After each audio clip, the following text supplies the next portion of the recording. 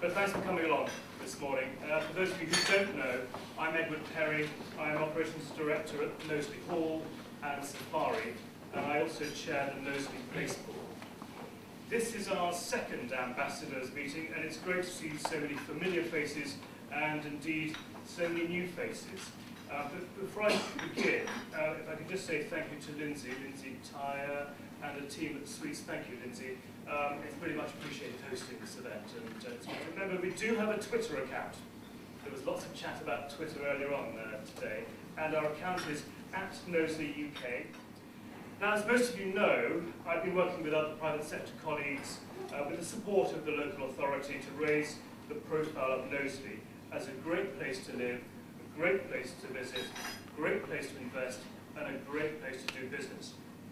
And as part of that work, we've established the Knowsley Ambassadors Programme, hence why we're here today.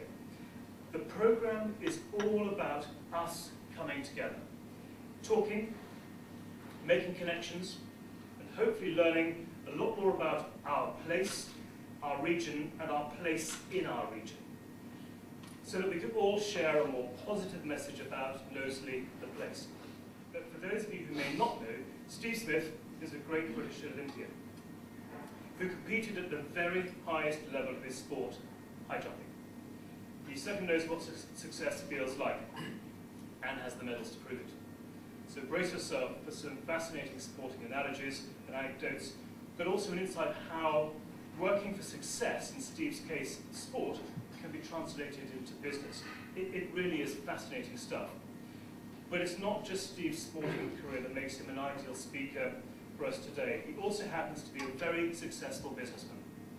After retiring from competitive sport at a relatively young age, he became a restaurateur and then went on to co-found Raise the Bar, which is now one of the UK's leading training and development organisations.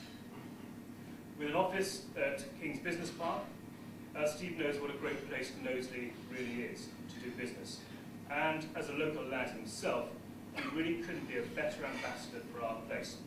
So I'll waste no more time and introduce the man himself, Great Britain's most successful ever high jumper, Steve Smith.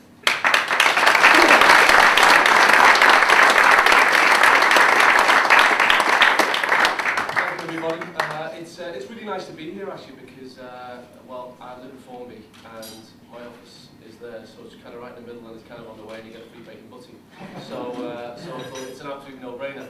But no, it is good to be here from the point of view of getting involved with the Knowsley Ambassador Scheme, because this used to be the Cherry Tree Hotels. Anyone remember when it was the Cherry Tree Hotel?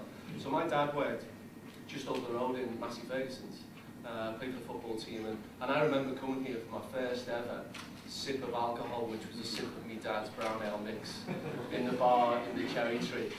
So I grew up in Knowsley, and lucky enough to be in a position where I was able to base my business in Knowsley as well. Okay, we don't do a huge amount of business within the place, but for us, it's an ideal gateway to turn the lights back on. I haven't got a lot of time this morning, but hopefully it's a little bit of insight into my world before we get on with the working day today. And hopefully everybody finds that informative in some way, because you know what, I'm going to be using sport as a metaphor. Specifically, that's my world. Competed at an international level for the best part of 10 years. So I'm going to be looking at drawing just 4 or 5 metaphors in the world of sport to help us think a little bit differently about Knowsley the place, but also hopefully our organisations as well. Now, for me, we are based just down the road in King's Business Park, and Raise the Bar are a training development organisation. One of our ways that we use to promote a different way of thinking is through sport. But you know what, we use lots of different metaphors as a catalyst for growth and for personal development. So we represent about 350 experts from the world of sport, entertainment, business, academia, who inspire audiences all over the country and through Europe. But they also provide us with the expertise behind our training programs as well, to make sure that they are cutting edge and they deliver real return on investment for all of our clients across the UK, in whether that's skills development, whether that's leadership programs or talent management.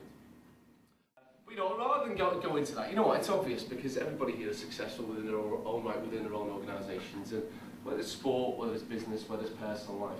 You know, talent, training, sacrifices, hard work, resilience, it all comes into it. But ultimately, I think the biggest thing is mental approach. Because talent and training stand for nothing if you can't produce the goods when it matters most. So that's what I want to talk a little bit about today, mental approach. But I also want to talk about some of the things that I think made the biggest difference for me as an athlete when I competed, because I think that some of that stuff is really relevant for us within our own corporate organisations as well. So is that okay with everybody? And what I find really interesting from a sport perspective is the approach that he took was a really, really simple one that we can take from the corporate side as well.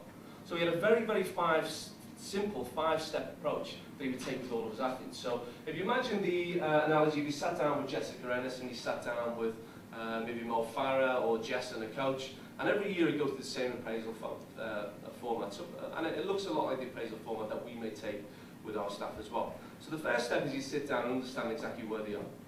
So we review what they've done the last 12 months. So what's went well, what's went badly, where do they need to spend more areas of focus to get a baseline of where they currently sit. Once he's got that in place, the second step is then to set the benchmark. And the way he does that, he tells the athlete and the coach to go out and understand what great looks like.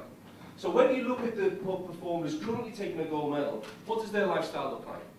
What does their team look like? What is the amount of training sessions that they're doing? What do they lift in the gym? What does their nutrition look like? Painting this picture of what great looks like. So just because it was relevant before doesn't necessarily mean that it's relevant going forward. And of course, in times of change, it can be all too easy to fall back on process and fall back on what worked for us before. So being able to ask the simple questions about performance with a goal in mind, is this going to help us get to where we need to be? Is this going to add value in what we do?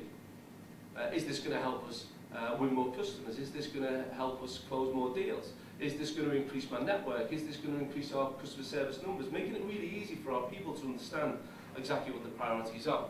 And for us, it was all about, is this going to make us jump higher? That enabled us to question what all the athletes were doing before and ask the question, is it relevant for me at my time in my career? True winners in sport know that they're only as good as their last performance. They're always looking for new and different ways to gain the edge. We face change all the time, whether it's in our own organisations or with our own organisation priorities, or whether it's on a regional basis and trying to look at different ways as the place of Knowsley. But ultimately, surviving in these new times takes a different mindset. A mindset that looks outside of the box and thinks differently about the way we operate. Because I think that's the key to surviving as to whether we blaze a trail of innovation, of doing things differently, looking outside of the box and setting our own new benchmarks, or whether we fade away, stuck in yesterday, stuck in what worked for us before, like Steve Kelly. And I know that the Knowsley Ambassador Scheme is about setting new benchmarks for the region.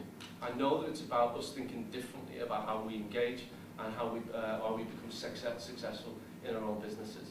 So it's great to be in a room full of innovators and Dick Fosburys who are passionate about performance. And I'd like to thank you very much for your time this morning and wish you all a really successful day and the rest of the week in work. Thank you.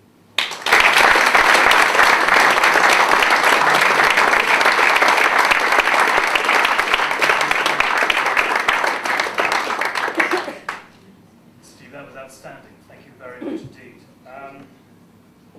My head is just buzzing with self-analysis there, and I think as business leaders, we often focused upon cost-cutting, bottom line, our staff, our sales, politics, you name it. We forget about ourselves sometimes. And I think what Steve has done is just to refocus. It's put us back onto the right rails, because we do lose track every so often. And there are so many poignant anecdotes there, actually. The one that strikes me is that actually use of the words us and we. You jumped that, but it was a team effort. And you always refer to Mike and yourself as that team. So, outstanding, inspiring, love it. We're immensely proud to have you as a local lad, but incredibly proud to have you as a local business as well. So thank you so much.